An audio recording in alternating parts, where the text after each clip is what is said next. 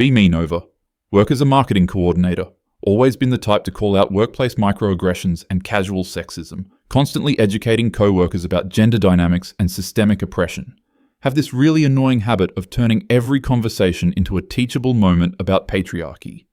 Like when Jake from accounting complained about his divorce settlement, I had to explain how women actually get screwed over financially in most divorces due to wage gaps and career interruptions.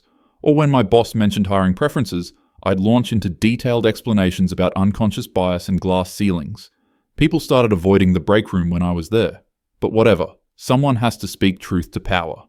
Anyway, a few years back I went through this whole gender exploration phase. Started identifying as male, began transitioning, whole 9 yards. Figured I'd experience firsthand what male privilege actually looked like. Boy was I wrong. Lived as Archie for about 3 years. Holy shit, what an eye-opener. First reality check came pretty quick. Remember being at this coffee shop, saw this cute barista, Sarah. Back when I presented as female, starting conversations was so easy. Guys would approach me, offer to buy drinks, hold doors, general friendliness. Figured as a man, I'd have even more social power. Walked up to Sarah during her break. Hey, I'm Archie. I come here pretty often and always see you working hard. Her whole body language immediately shifted. Took a step back, arms crossed, gave me this look like I was some kind of predator. I'm working. Please leave me alone. Cold, harsh, immediate dismissal. Tried being friendlier. Oh, no worries. Just thought you seemed cool. Maybe we could grab coffee sometime. She literally called over her manager. Manager, this big dude named Rick, comes over all aggressive. Is there a problem here? Sarah, this guy won't leave me alone. Rick gives me the death stare. Time to go, buddy. I'm standing there confused as hell. When I was presenting female, I could chat with anyone. Workers were always polite and accommodating. This was my first taste of how men get treated when they show any interest. Thought it was just a fluke. Oh, how naive I was. Next week, decided to try being social at this local bookstore. Saw this woman browsing the feminist theory section. Perfect, right? Approached respectfully. Excuse me, I notice you're looking at some great books. I've read a few of those. Instant hostility. I don't need a man mansplaining feminism to me. Before I could explain, I was actually well versed in feminist theory. She just walked away. Store employee comes over. Sir, we've had complaints about customers being harassed. Harassment? I made one polite comment about books. When I presented as female, I had endless conversations with strangers about books, politics, whatever. People were eager to engage, share recommendations, be helpful. As Archie, instant suspicion and hostility. Started noticing this pattern everywhere. Tried joining a hiking group. When I'd show up as female Nova, everyone was welcoming. Oh, you should sit with us. Let me help you with your gear. Want to share trail mix? As Archie, barely acknowledged. Women in the group actively avoided me, would cluster together and speak in hushed tones when I approached. One time overheard Jennifer saying, I don't feel comfortable with strange men on these hikes. Strange men? I'd been coming to this group for 2 years as Nova. They knew me, but now I was just another threatening male presence. The social isolation was brutal. Decided to try volunteer work, figured that would be better. Showed up to help at the animal shelter. Coordinator Lisa barely made eye contact. Gave me all the worst jobs. Cleaning kennels, moving heavy stuff, working alone. When I was Nova, I got to work with the cute puppies, interact with potential adopters, handle the social media. As Archie, I was literally treated like disposable manual labor. One day tried to pet this adorable golden retriever. Little girl there with her mom immediately got scared. Mom yanked the kid away. Don't talk to strangers, honey. Gave me this look like I was a pedophile for existing near her child. When I was Nova, kids would run up to me all the time, parents would smile and make small talk. Now, I was automatically a threat. The romantic rejection was the absolute worst part though. Tried approaching women at the grocery store, library, park, wherever. Every single interaction followed the same pattern. Immediate suspicion, body language screaming, get away from me. One woman at the farmer's market actually said, I have a boyfriend, before I even opened my mouth. I was just asking about her dog's breed.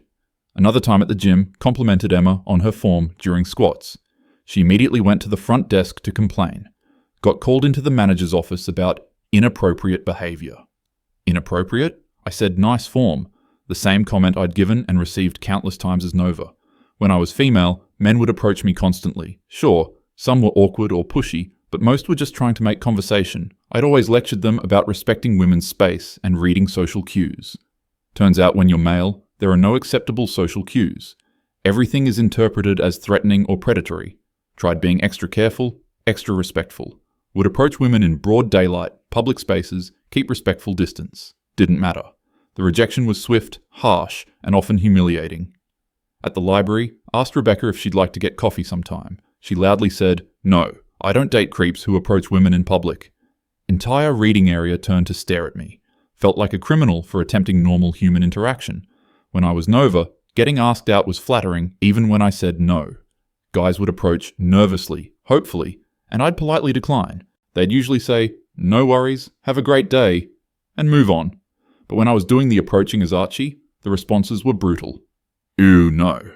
Get away from me. I don't owe you anything. Stop harassing me." And these were for polite, respectful approaches. Started understanding why some men seemed bitter or frustrated, when literally every attempt at human connection gets treated as harassment, when you're automatically assumed to have predatory intentions, when women cross the street to avoid walking near you, when mothers pull their children closer when you pass, when store employees follow you around like you're going to shoplift. The psychological toll is devastating. Remember one particularly bad day. Had tried talking to 3 different women at a street fair. Each interaction more humiliating than the last. First woman, Michelle, told me to learn to read the room when I asked about her handmade jewelry. Second woman literally ran away when I asked for directions. Third woman called security when I complimented her rescue dog. Security escorted me out like I was some dangerous criminal, went home and just broke down crying. The loneliness was suffocating. As Nova, I was constantly surrounded by people wanting to talk, connect, help.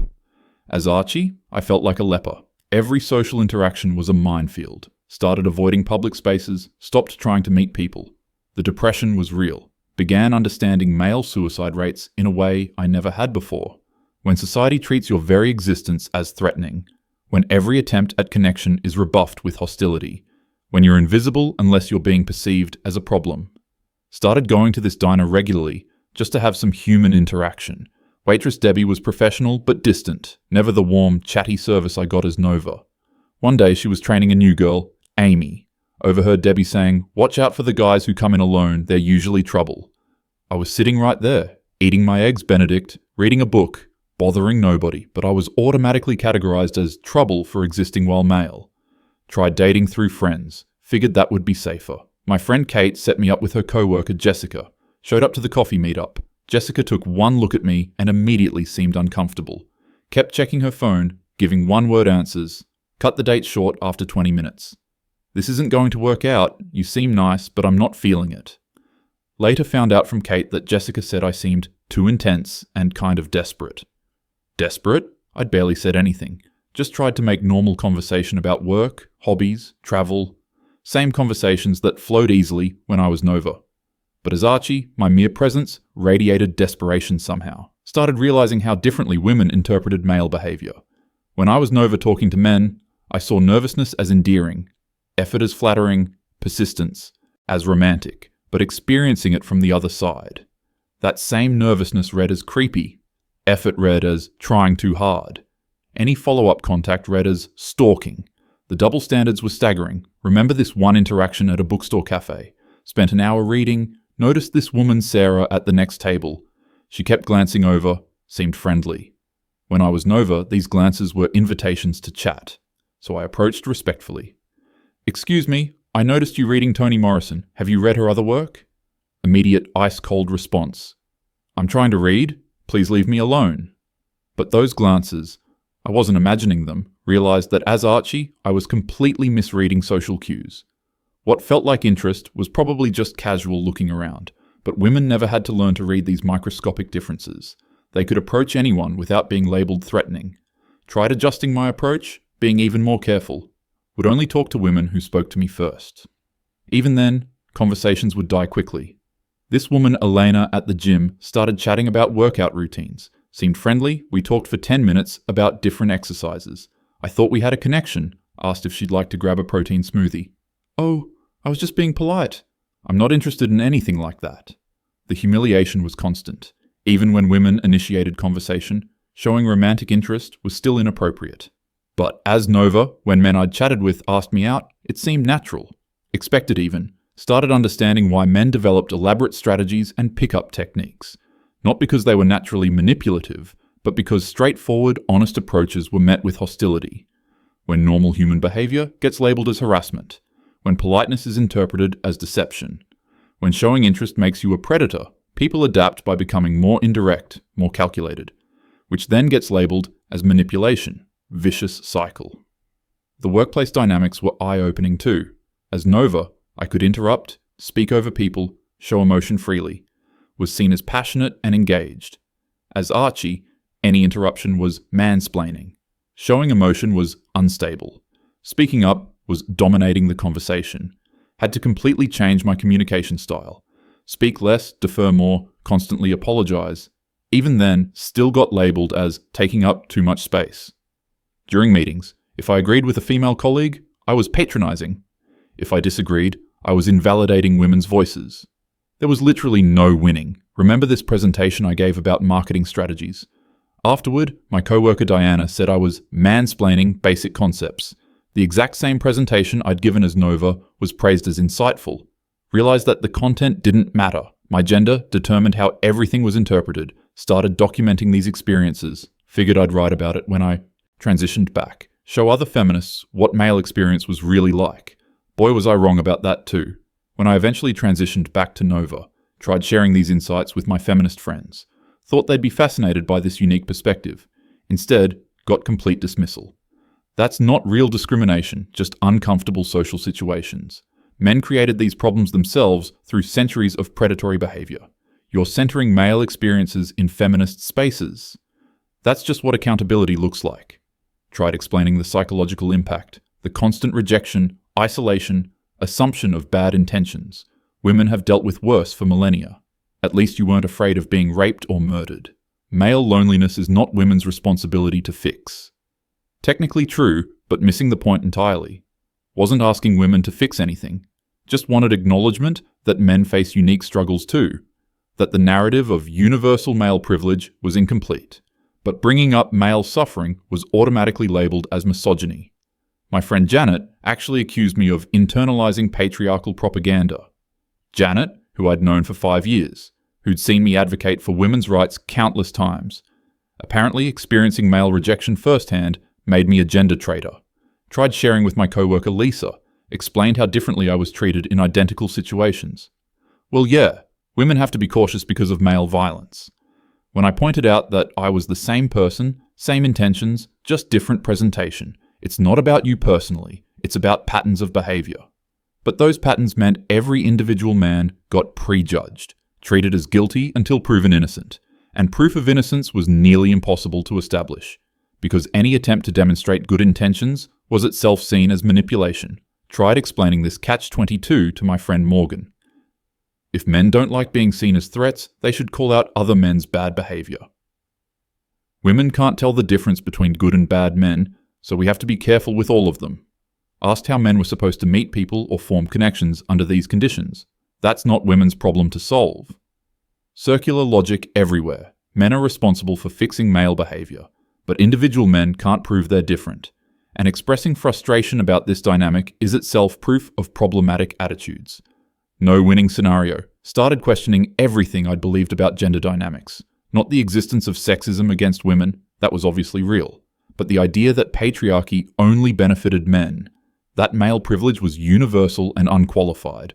That men's complaints about dating or social interaction were just entitlement. Turns out there were costs to male gender roles I'd never considered. When you're automatically seen as a threat. When your sexuality is inherently viewed as dangerous. When expressing emotional needs makes you weak or manipulative.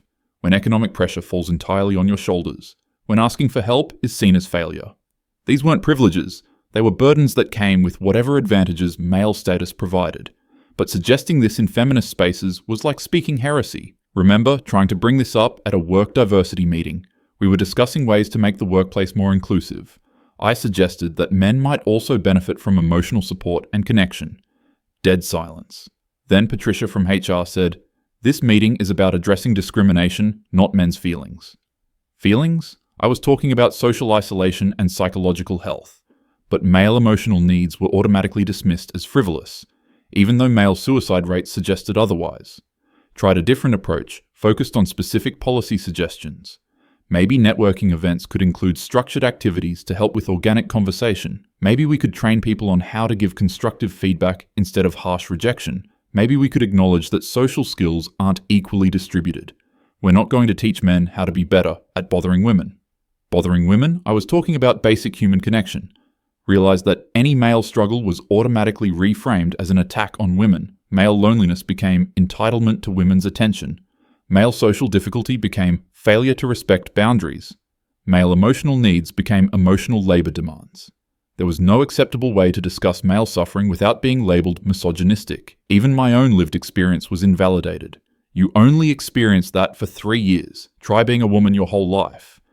As if suffering was a competition. As if acknowledging male struggles somehow diminished female ones. Started realizing how much my previous activism had been performative.